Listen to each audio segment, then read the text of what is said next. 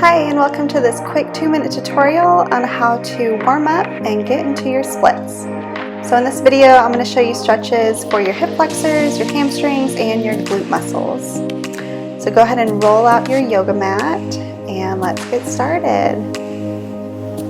The first stretch that I'm going to show you is a low lunge, and this is going to target your back hip flexor. So in my case, it'll be my right leg, my right hip flexor.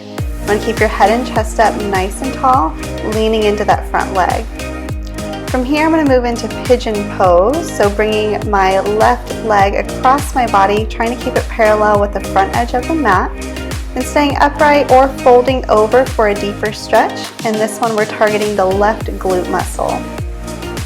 From here, I'm going to lift back up, and I'm going to bring my left foot around the outside of my left hand, coming into lizard pose.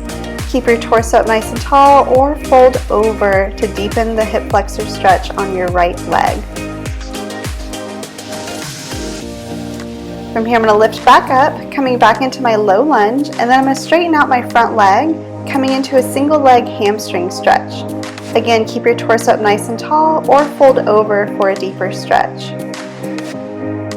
From here, I'm going to alternate back into low lunge, holding for a couple seconds, and then coming back into that single leg hamstring stretch. And just repeat this another time or two.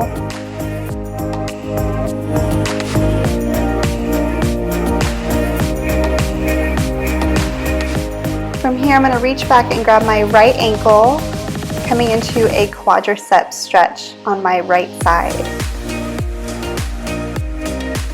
And lastly, once you feel ready, go ahead and slide out into your splits. So my left leg is my dominant leg for my splits.